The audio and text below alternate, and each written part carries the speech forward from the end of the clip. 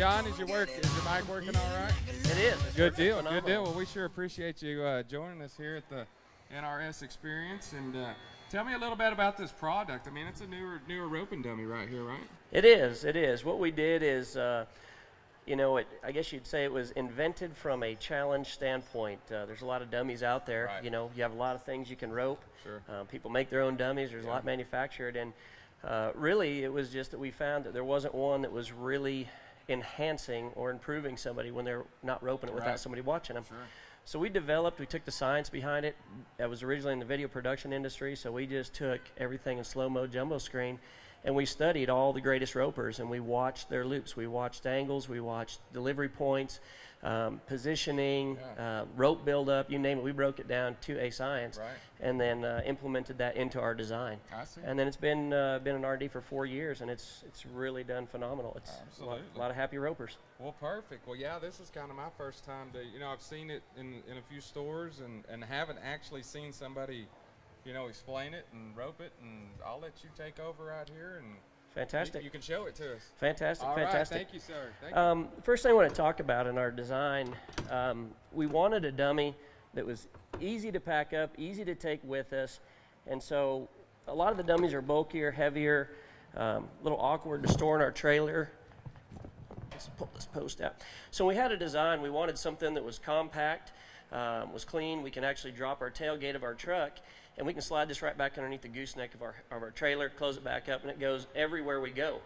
And so that was one of the important things to me. I didn't want a dummy that was so big and bulky or a pain to carry around that I was going to leave it at home. I wanted something that was everywhere. And on the heel side, of course, for years, and probably like a lot of guys, you know, grab a sawed-off sawhorse and bring it with me everywhere I go, and then have a head and dummy of some shape and form thrown in the truck, and, you know, everything but the kitchen sink with us, so we could go ahead and practice where we were going to compete. Another thing we wanted in our dummy was a multidiscipline dummy. There's lots of things out there to heel, sawhorses, different leg devices, and there's lots of things you can head. And let me check this out real quick, guys. I think my lav mic took a jump. Okay, and so anyways, we wanted something that was multidiscipline. I head and heel, I do both ends. A lot of guys I know do both ends, and I've never met a header that goes to a team roping by himself. He's got to have a heeler. And so even if he's just heading it, whoever's roping with him or hauling with him is going to have something they can heel as well. What I would like to first get into a little bit on the design, and I'm going to answer the one question that I get asked 8,052 times a day is, what's up with the post? And of course, you could say it's Vegas themed, or you could say it's to play T-ball on, or a lot of things, but this post right here obviously has struck a lot of people's curiosity. A lot of people don't believe how well a good head loop goes over that. They would never think that their loop would travel over that post. And the reason we use the post is, first and foremost, to get the proper plane in our loop. Everybody who heads, especially the majority of low-numbered headers, mid-numbered headers, splitting the horns and waving off the horns is pretty much part of everyday life. It's something that everybody lives with. And so when we look at this loop, if I had a nice flat loop, and a lot of guys are lower numbered, mid-numbered, they'll ride to that sweet spot and they'll just kind of drag that rope on the horns. They don't ever really release it and let that tip get out front. And so they'll drag this loop on here, and without that post, it would slide across, come around, and it's going to figure over here just like we'd expect it to, but it hits the shoulder. Or if you miss your bobble, your slack, it's going to come all the way back around, and it's going to do that Christmas wrap that all of us have seen from the head loop. And when they pull this, some of them stay on, and some of them do that. They simply wave off. And so it's one of the biggest misses in team roping is a wave off. And when you simply correct the plane of the loop, the point of your delivery, when you let go of your loop, it pretty much erases a wave off. It's just gone. And the other thing was splitting the horns. Everybody split the horns.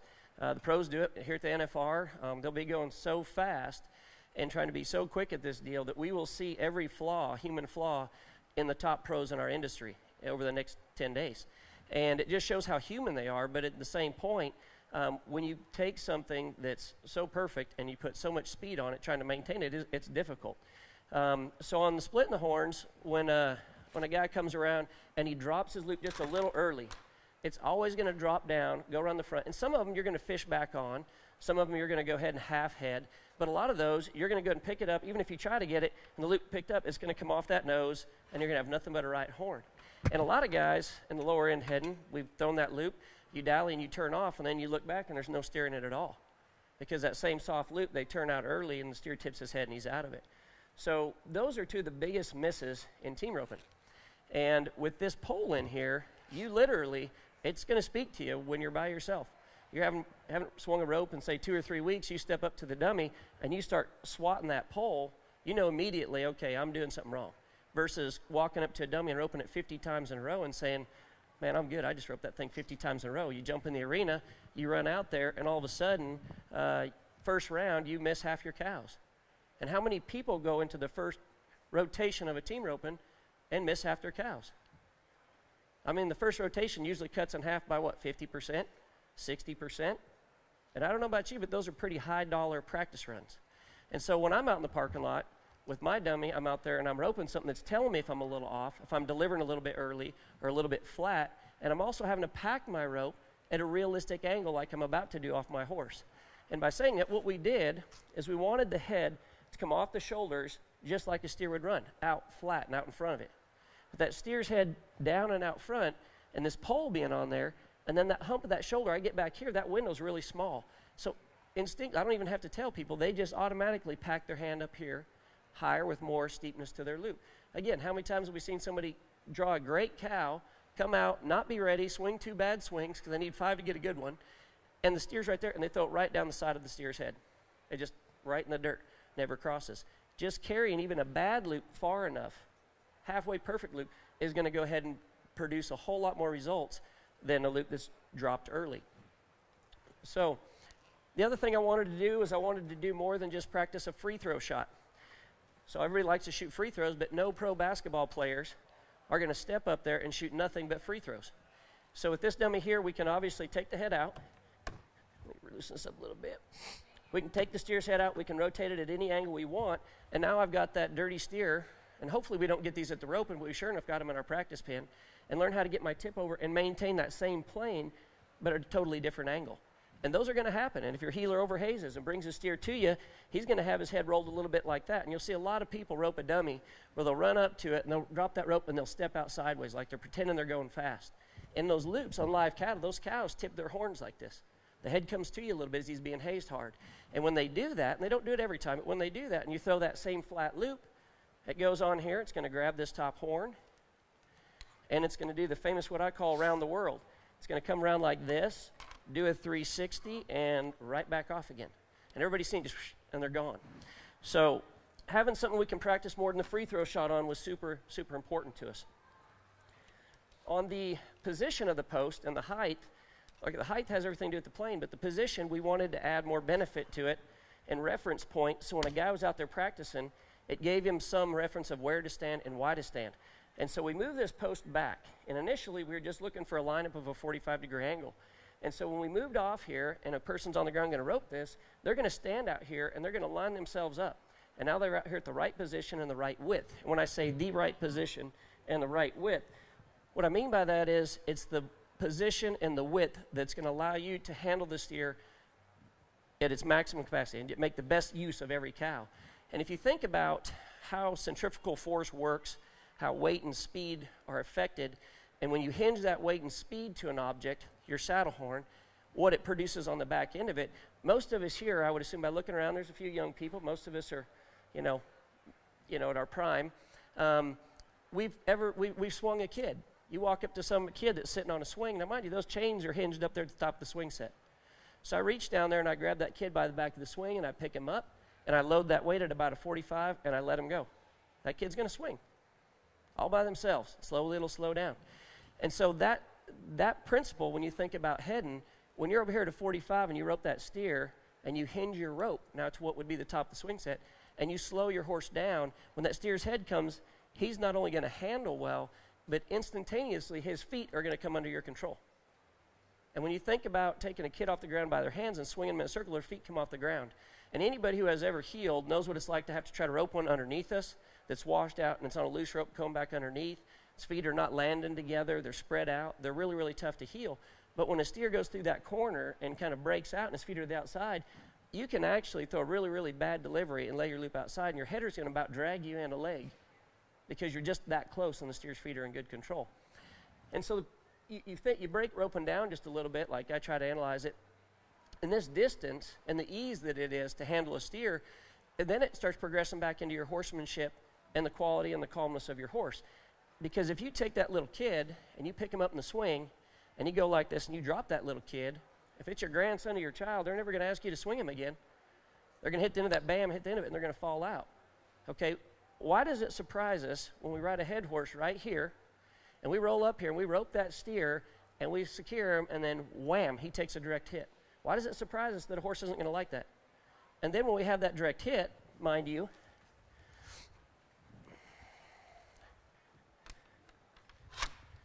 and we're back here, not only does it produce that, but it produces that. And as a heeler, if you dump in early on that, then you have to wait for this, for the steer to start moving. And so that steer's going to wash out, he's going to hang, he's going to be really, really hard to heel. And unless you're a really, really talented, naturally talented guy that can pull time out of a half swing, your chances of catching him are just about nil. Okay, so the post gives you a great reference point, teaches you where to rope from, and if this is not your comfort zone, you are sure enough going to walk up here and probably miss it a few times. But the deal is, do you invest money into your saddles, your tack, your bell boots, training machines, roping dummies, entry fees, trucks, trailers, insurance? And if I keep going, we're all going to want to quit roping because we're just going to shock ourselves. But the bottom line is, do we invest all of that in there to make it easy for us? Do we want easy? Because for me, I'd rather be challenged at home in my own arena, working out the kinks, perfecting my loop there, so when I go somewhere, I have a reward, which is called going to the pay window, having some sort of success at everything I put all my time and effort and money into. So on this pole, the other thing is the position back from the head.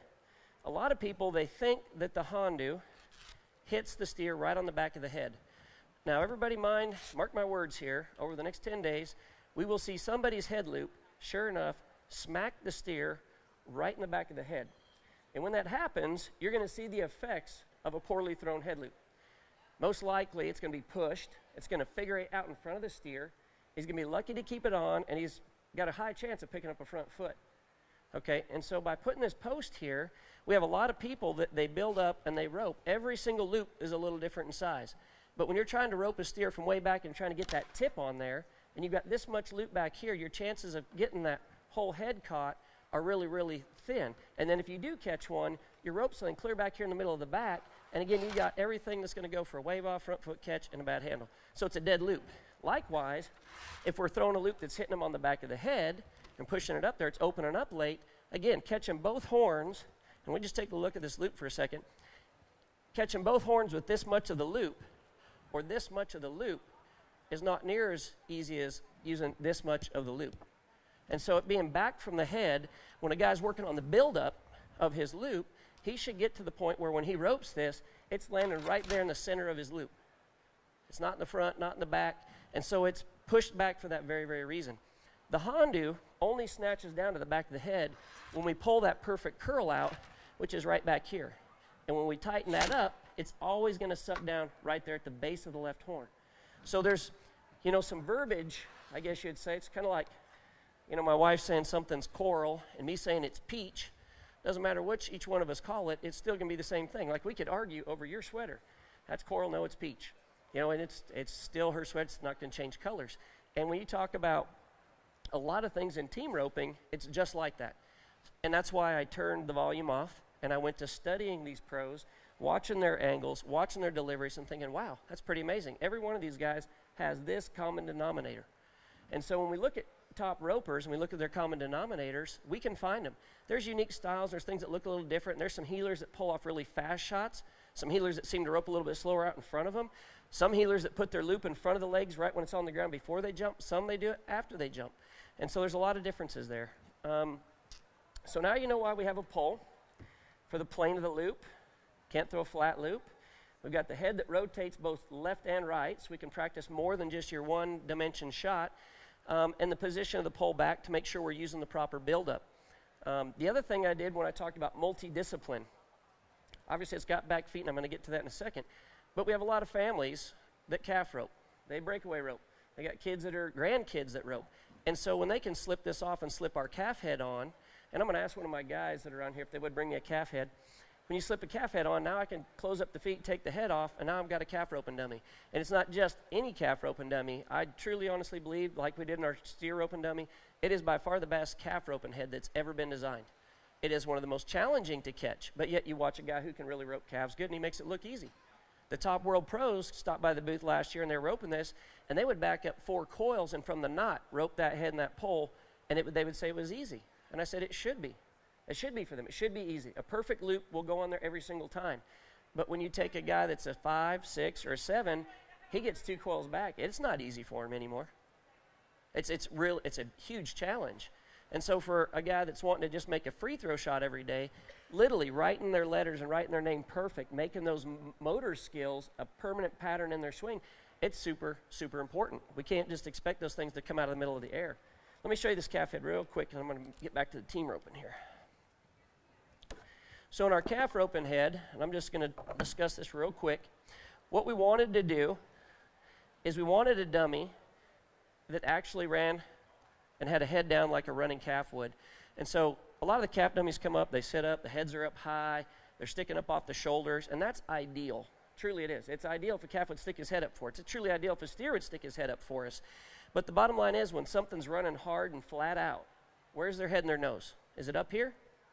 No. It's flat out. They're running. And those are the ones that eliminate people. And do you want to be someone who's eliminated every time that variable's thrown at you? Or do you want to know how to just make it just another delivery? And so we took that to our calf roping dummy. We wanted something that they not only had to get a good swing and a good plane on, and mind you, don't rope it with the post. You don't need to. It's challenging enough just by itself. But if you drop your loop just a hair early, it will skip off the top of this head, and it's going to land right out on the floor. If you do not have dip to the tip of your rope, you will not rope that head. It'll go over the top of it over and over and over. The second you get your angle down and you get that plane of that delivery the calf ropers have from the other side, it's going to go on there and it's going to look like it's easy as pie. The other thing we wanted to do is have an actual realistic height off the ground. So we didn't have something that was too short, you're just side arming, something just stuck out there. And so we wanted that in there, so they're roping it by the neck. The other thing is, almost literally every dummy that's made, whether it's got an extended neck or short neck or sticks up or sticks out, doesn't matter. You can all rope them up near the head. With this dummy, you can't rope it up here near the head. It will slide off. And by doing that, when you see a calf loop that goes up around the back of the head, it'll curl and come back here, and a lot of times they'll have a back foot or a tail or something else in that calf, and then it goes to your run just totally eroded. Even though you caught them, it's going to be a wreck on the ground. So that's what we wanted there, is to have something that just simply slid inside, and you could pack in there and calf rope when you needed a calf rope. And a lot of these people that have kids at high school rodeo and junior high rodeo, these kids are doing everything. And so one dummy truly does everything. On the back feet, it took the longest and was the most tedious to design. Reason being is, you start looking at heel horses at different heights, the sizes of guys' heel loops, and everything else. We had to find that common denominator in that average size loop. And then we wanted to work on the angles that were involved in a heel loop. All of us who have ever roped a sawhorse know how easy it is to swing that big loop and get it to swing in there. If I take a loop that I'd normally swing over the top of a sawhorse, okay, and I'm over the top of my sawhorse and I'm going to come down to deliver, if I get like that, that loop right there would have hit and curled around. Even though my tip was not ahead of my hand, it would have went right around the sawhorse's legs and it would have looked beautiful. And if I throw that loop 50 times, and then I go out on my horse and I reach up there and I just rope a steer right smack by the front foot or hit him in the rib cage, don't even make it to the ground. I mean, it's pretty depressing. And again, we wanted this to be just slightly challenging, kind of conditioning your swing and stuff, but without leaving you high emotional boost on the ground and a big emotional boost or letdown in the arena. So on the visuals, we did the same thing here. I could have done this top leg at any angle I had chose. And so what I did is we were looking at a heeler, and remind you, a heeler is over here on the left, and we're going to pretend our steer's running this away. Header's over there. We got our kind of our shoulder cocked back to him, and that guy nods, and we come out. We track our steer. We look up there, and we get our tip going, and we aim it at that steer's hip, and we follow him down the arena. So what I did is I wanted to create an angle, and if you notice there, I'm swinging at the same angle as the top of that leg. So it gives me a visual, making sure my tip's down. If I'm here with my shoulder down low on the ground, which is what a lot of people do when they heel, they drop their shoulder, and so they come around here, and it's got some angle, but again, they're going to get the rewarding sound of it hitting plastic. Okay? So first thing it is it's a visual. Second thing I wanted to do is develop a dummy that allowed every one of my swings to be a delivery. I didn't want to have to manipulate anything. When I heel a cow, as difficult as it is for me, I want to be right there, ride good position, perfect swing, and I just want to rotate my shoulders and rope 2 feet. I don't want to have to modify. I don't want to change anything. I'm looking for a free throw shot. Ladies and gentlemen, I wanted you to let you know real quick, Fred Whitfield's over in the cinch booth signing autographs. Okay. And be sure and go see Casey Field over in the Wrangler booth. And so right here, we've got these angles cut out. This 90 degree is just gone. It's not there. And this is so as we come around here, we can keep our tip directly at our target. And on a steer, we're going to swing just in front of the tailbone of a steer. We want to be over their back right before it delivers. So when I walk in here to heel a steer now, I'm going to go up and high, and I'm going to come around. I'm going to turn in. I'm going to change the plane of my swing now so it's coming across the back, but I can swing right at my target. I can sit here and just tick these legs. And that's going to allow me to make every swing a delivery. I just rotate my shoulders, and now I can rope. That same loop that we threw earlier where I delivered it a little bit flat, a little bit early with my hand, none of those swept through there that easy. None of them. So it gives you the ability to aim right at your target and not have to change anything. The other thing was we wanted something that was of a challenge here on the back feet. It's only 2 inches off the ground. I grew up roping a sawhorse. I should say grew up in my roping career roping a sawhorse, and never worried too much about my rope coming underneath. Never saw a need for it. The rope is in the front. The steer is going to jump into it. And on this particular dummy, when you look at the power that's created with the swing and centrifugal force, honestly, when that tip goes down, it will draw your loop, your bottom strand, to the dirt. And naturally, if you had a sawhorse and it was elevated, if you throw a good loop, it is going to sweep under the back feet unless you literally try to manipulate it and stop it and place it on the ground and try to keep it from going underneath the feet. And so having it a little bit elevated is a really good thing. The opening on it, again, like I said, it's sized to where you want to use a full-size loop. If you got a kid that ropes or yourself's challenged, you might make yourself a box.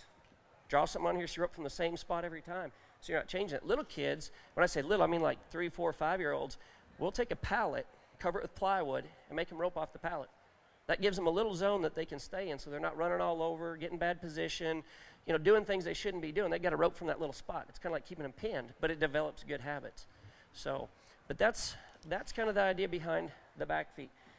In practicing on this, some of the drills and stuff that I do to get myself sharp is I want to work on my entry. I want to work on that angle. I want to work on my tip coming over the back.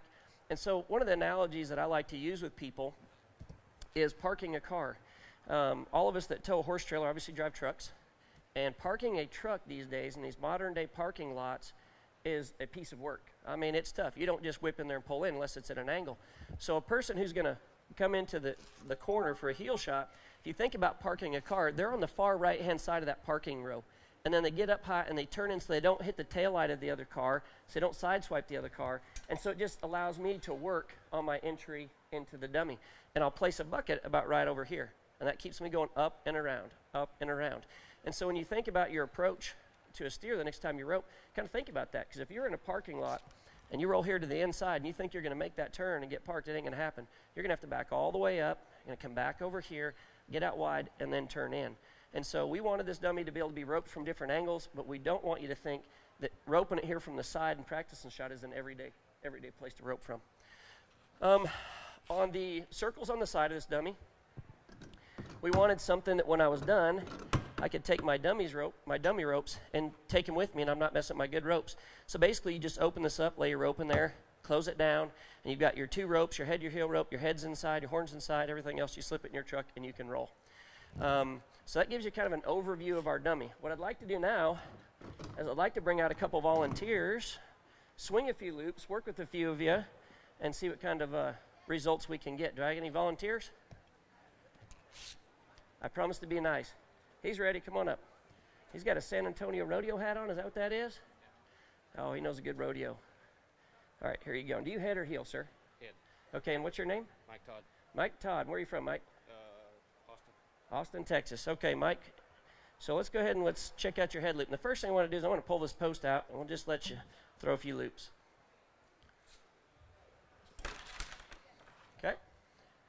Go ahead and throw another one.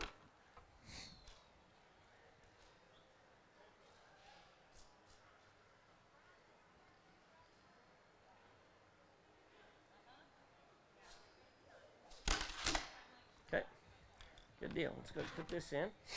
Mike, you got a pretty good loop. And one thing he did really, really well when he walked up, and it might be because I just said it, or he might naturally rope from way over here, but he's staying out really, really wide. And when you approach a steer, I don't care if it's a dummy or whatever it is, you want to stay out wide and just get just close enough to rope. You don't want to ride up on him and have to get away. You want to come out the left side or the middle of the box, stay out just wide enough, just close enough to throw your rope. And so I definitely, where your rope from is perfect position. It's not in the way. Okay. Why don't you go ahead and just throw a couple more. Same thing you're doing. And we'll just make just a couple little changes.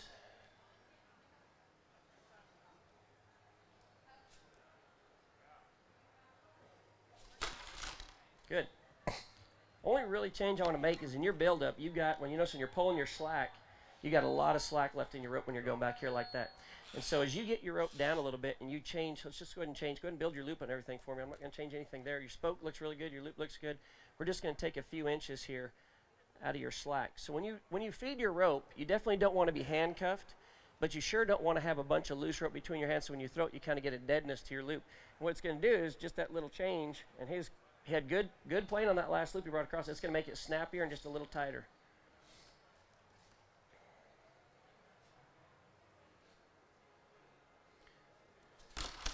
You notice where he packed his handler? Was anybody watching how high he stuck his hand on that loop? He took his, from right here, he took his hand all the way up here, got his tip down, his loop then opened up, and when he delivered, he came down and through, and that was the best loop you've thrown yet. You start your loop a little low, then you creep up. And there it is again. Notice how crisp those loops are. So as you start getting your hand up here and you get a little more accustomed to this thing being in your way, as he called it, you're going to start developing that. You're going to carry your hand higher, your tip's going to be a little bit lower, and all of a sudden your curls are going to start dropping down over here to the left-hand side. And when they drop down over here, there's no front feet in the way. There's no wave-offs. There's no split horns. That curl that lands right over here and is just absorbed when you snap your slack, that almost never comes off. I mean, we'll watch guys drop 3 or 4 coils here. They're going to go at it when they snap that slack. When it's that good loop, it's going to weld itself on. So, I like it so. I'm getting one for Christmas. hey, all right. Merry Christmas. There you go. Perfect. All right. Anybody got a healer in the house? Anybody rope back feet? All right. He pointed at somebody. He volunteered you. No, the kid right next to you, it must be your son or something pointing in your ear. It's not a friend. If he was, he's not a friend anymore, right? I just want you to go ahead and... What's your name, sir? Gene. Gene? Where are you from? Jackson Hole, Wyoming. Jackson Hole, Wyoming. He's a Grand Teton man. It's pretty country. Okay. Go and throw another loop.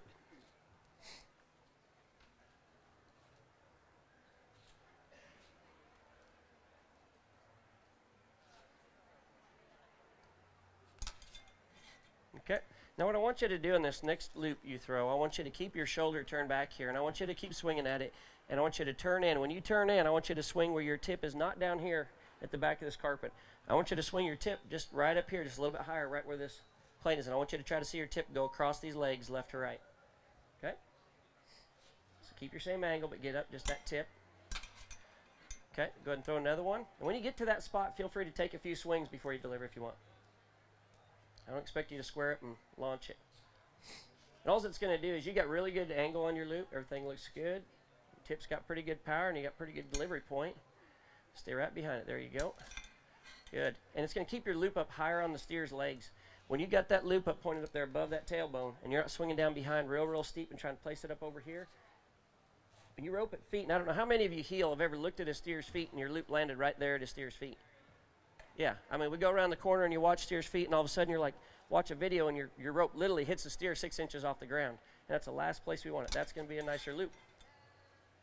Nicer loop. Went right through the entire opening and blossomed really well. One thing you can do when you're letting go of your heel loops too, and everybody's heeled, I mean, have you ever had a heel horse feel short, shut down, turn a little sideways on us? When we lean and step, as we practice on the dummy. I believe everything that we've designed, and the reason we designed it is we carry it to horseback. So if you stay with your left foot forward the entire time, like you'd be riding in your left lead, and keep your power there, and use your right foot for that power, like to push off, and rotate your shoulders when you deliver, it'll help you have more rotation and more power. And on horseback, if we come around the corner and we do this, I guarantee you a good heel horse is going to stop. And so as you walk up to your dummy, if you step onto your right foot and drop your shoulder down here, we're going to be getting ground sometimes to the tip of our rope right here that was just unnecessary. And so what I do is I do a kind of a scoochy step. I just step with my left foot, and I just keep it like this, because on a horseback, we're positioned just like this. We twist our right stirrup out, and that's our balance point. It's like being inside the bed of a truck, and if that truck's driving in a left-hand circle, you sure enough aren't going to lean outside on your right foot.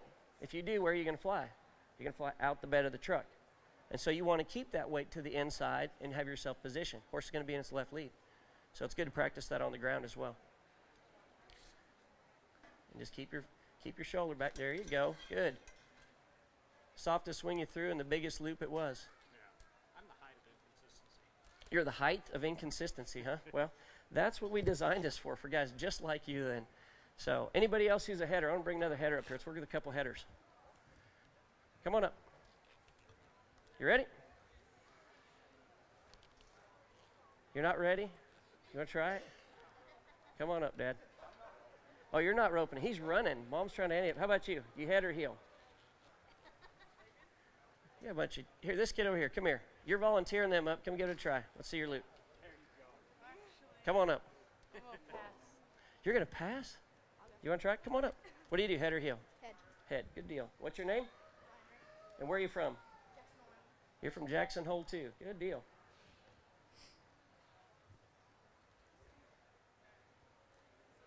What's your biggest miss in team roping? What do you typically run into more often than not? You ever split the horns, wave it off? Wave it off. Okay. More of a flat loop.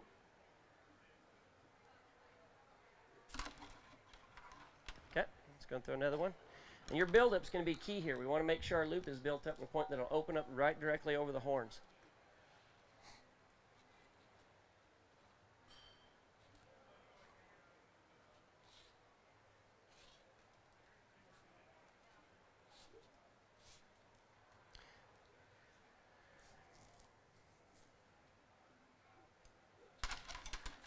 Okay. I'm going to go ahead and do just a couple changes with you here real quick. One of the things I like to do when I approach a dummy and get ready to rope is I like to start my loop as quick and as powerful as I can. And in doing that, if I have to drag it up from behind me, and guys in different shaped pins and rodeo runs, they'll drag their loop up from different places, and they can start a loop like magicians. They're just great. But the thing that I like to have people think about is how a waitress would walk through a restaurant with a tray of food on her hand. She doesn't walk on it out here in front of her. She doesn't drag it back in here behind. And my wife's biggest thing, she likes to sit here when she ropes the dummy. She likes to go like this and get a head start on it so she can get her tip out. When we're backed into a head box, I don't typically see anybody getting a chance to do this, and then they're going to nod, and they're going to try to get the rope up and get out of the box. They're back there, they're stationary, and they're still. And so we do what we call waitress position. You walk around here with your hand up here like this, and the other part of it is butler position. And your butler sticks his hand out like this. He's got a towel on his arm, right? Okay, so when you're riding your horse, you want your hand right out here in front. You want your reins down here where you can control your horse. You want to make sure you're not handcuffed here because you're feed your rope. And when you start your loop this time, what I want you to do, instead of dragging it up, like I want you to get back here and get in total frozen position, I want you just to swing out and turn it over and look at that steer. Loop should just go right over your head, okay? And just start your loop there. And then what I want you to do when you walk up to this dummy, and headers, this is what I do. We take a step back from these legs, and we take 2 big steps over, and guess what? It lines us up at the post. Kind of like a place kicker for football. Get your left foot forward. Get some body underneath you. That's your right foot. You Wyoming. You know, I think coming from Montana, I think Wyoming people picked on us, and we picked on North Dakotans. I think it's just one of those things. So everything the same there. Get that loop built up. Get your hand up high and your left foot down.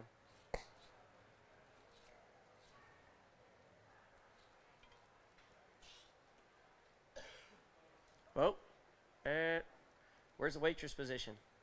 Back here, freeze it, freeze. Get your left foot forward now. I want you to get down like you're riding that horse. If you're going to lean in here with your shoulders like you're going to bump me. Come on, I want to feel you. That's how you should be over your horse. Your horse is going to be running. You're either over the top of him or you're going to be Humpty Dumpty laying on the back of the kennel. Okay, so keep your power down like that. Keep your shoulder down. And when you start this swing, I want you to try to hit my hand with it right over here. Good. Now look through your loop. Swing down a little lower. Look through your loop. Turn it over, all the way over. Okay, if you're ready. Good. All right. We are going to need to change a couple things your build up, and I want you really looking. I'm going to make this going to seem really, really weird for you, okay? I want you looking through your loop. When I mean looking through your loop, you ever say boo? What's your least favorite sports team? Who's your favorite? Boise State Broncos. Okay, Broncos. You like the Boise State, you said? Yep. Boise State Broncos. Okay, so you don't want to say go Cats or go Grizz from Montana, right? No. Okay, yeah, no. So you're going to go boo when you see that. Bring your hand all the way over and rotate it down to where it's going to be like a full-fledged boo. And you back your hands right out here, okay? All the way over, boo. All the way over, boo. Boo. Now look through there, boo. Swing over towards me. Remember, I'm still here. Now slow and just reach up there and put that on the horns. Better. I don't want you to try to just release your rope and deliver. Try not to lean your whole body. Don't take a step with your right front foot. I want you to stay back and just reach up there and over the pole and place it on the horns, okay? Whoa, back. Waitress, stop, start over. Oh yeah. Frozen. Left shoulder down like you're over your horse. Get ready. Let's be real. Rope like you mean it here, okay? Bend that knee and got some weight into it where your horse can't throw you back. Out and tip down. Good. Good start. You see how crisp that is for that start of that loop? Stay back. Now slowly place it. You're getting good power and everything like that, but what he's doing here, if you guys notice, his loops, like he's saying a wave off, his loops are so flat, and they're coming from right up here trying to come around. They're coming around so flat, they're literally missing it. Now, if I was to take this dummy and I was to prop it up and take that pole out, those loops he's throwing would be catching it. But do I want to have to modify this dummy? Do something to it, change it, raise its head up, elevate it to make it easier to catch. Does that do us any good? No, it doesn't do us any good at all. So you want to keep your hand up as high as you can, rotate and pop that elbow. Look at me. Try to pop that elbow completely over and swing slower and more perfect. Nice and smooth. Don't pump it. There you go. Turn it over. You need full boo. There's no boo. Where's your boo? Boo. All the way over. Now slowly just extend the loop up there and put it on there. Don't take a jumbo step. Good. Good. All right. You're about 3/4 of the way there to your first full-fledged clean catch. What kind of dummy do you rope at home? You got a head and a bale of hay? You got a little 3-prong deal? Or? Yeah? Well, what you want to do is on this deal right here is you want to go ahead and think about the elevation you need to come from. It's not sitting there. You can't swing it back and forth. Hand up high. Waitress position. I want you really to get this in the palm of your loop. So when you come across here, just like you ever fish? Yeah. Okay, so you can feel a bite on the tip of your finger, right? Uh-huh. Well, you can feel the tip of your rope with your index finger too. So you come around there, send your tip over towards me. Good. Do you feed your rope at all? Let's try to feed it if you do. Good. Now turn it all the way over though. All the way over. Look through it. Every time you see this head, I want you to say there. There. There. There. There. Throw it on there. Can't throw it early. And those are the loops right there. That's a classic example of how many of us has dropped our rope early and it slid down the side of a steer's head. I mean, we come out of the box, we get swinging, and we get up on one, and we just drop it early and send it down the side of the head. If I was to take that pole out of there, and that loop right there just comes across like you would have thrown it, rope both horns, what benefit would I be doing this young man? Nothing at all. And so that post right there is going to be a little bit of a challenge to you. Okay? There you go. Good start. Good.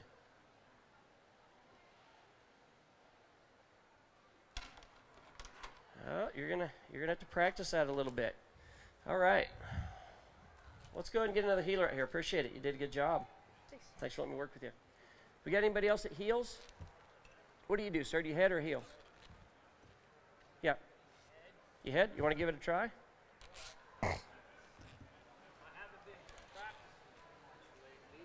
That's okay. That's one of the benefits of this dummy too, and people, you know, they'll say, I haven't had time to practice much. And truly, when we don't have time to practice and we get a chance to walk out there and pitch a few loops, the last thing I want to do is go ahead and develop some bad habits. All right, let's build that loop up there, and I want you to get it down. I want you to start by coming from the outside and turning your hand all the way over and just looking right through the middle of the loop.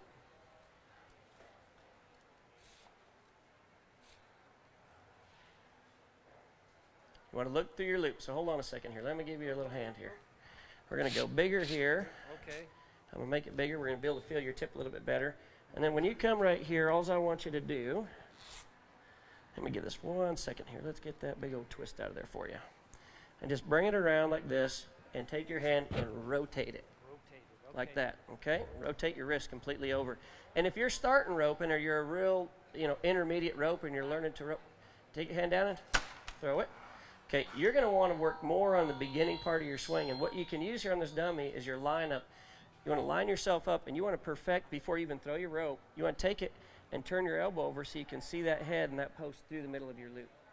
Okay? And so when we're over our head swinging up here, and there's a lot of guys that do it. They'll tip their head sideways, and they'll swing their head loop up here. They'll get underneath it, Really, when you get that tip down and we're looking through the middle of that window, that gives us a sight window. And it also lets us know when our tip is coming through.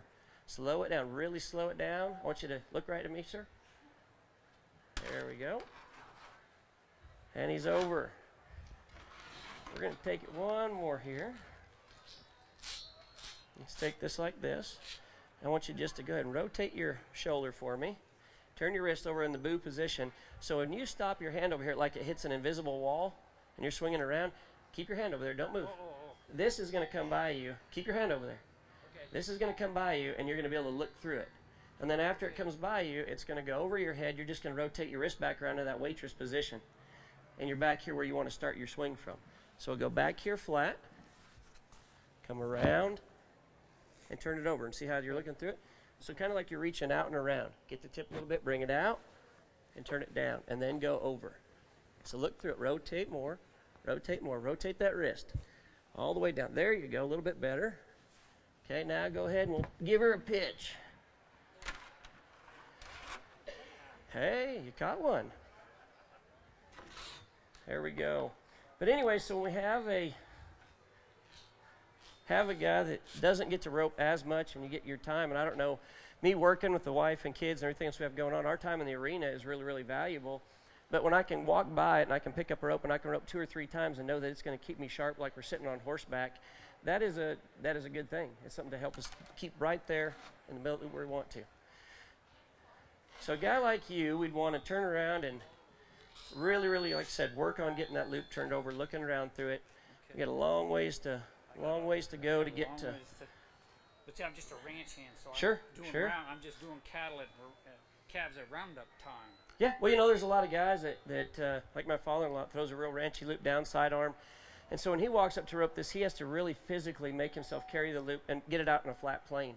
For him, it's a big struggle to swing a loop that's flat across the shape of the level of the horns. Try to get down and look through it. That's pretty small. Hold on 1 second here. Let's just keep everything you got the same. Feed some in tip. But I want you to really keep your tip down and look through the middle of it. Tip it and look through. You want to look through your loop. Yeah, we got some work to do on that. That's for that. Honestly, there's a drill, and I'll show you the drill that I do to get people swinging a good circle. Let's take this here, and there's a couple guys that do clinics that use this technique, and it's pretty clever. It works real well. Is we take the tail of your rope and we teach you to swing it first. And so you take this with your hand here, Okay. like this. Let me see. We're gonna make sure we're getting right here.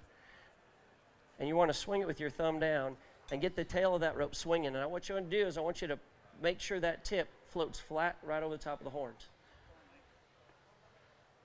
And see, it's going to be a big challenge with that loop you're throwing. So this drill right here, I'm going to reach out behind, and this is the best way to start it. Kick your rope out as far as you can. Kick your rope out here, and then when you start it, bring it out and around, just like you need to on a team roping loop. Get your tip up. There you go. And you want to get that thumb down and keep the tip across. You want to get it flat. You notice how you're coming like you talked about a rancher's loop? Coming down here to the right. You want to rotate it over more. There's that rotation of the wrist we're looking for. That's the rotation I was trying to get you to do earlier. And so get it going all the way flat across the horns, and then just reach up and put that rope right at the base of the right horn. Okay? Good deal. Perfect. So that's a drill you might want to go home and master first. Home. Thank you. Yeah, yep, that's absolutely. awesome. Thanks. Thank you. All right, so in closing here on this, I just wanted, like I said, take a few minutes to expose you to our dummy. Is there anybody that has any questions about it real quick before we finish up? Good deal. All right, so again, just in a recap, obviously we've got the removable head, the removable horns, and on these horns what we do is we give you a longhorn set of horns, And we also do a small Corriente set of horns on there.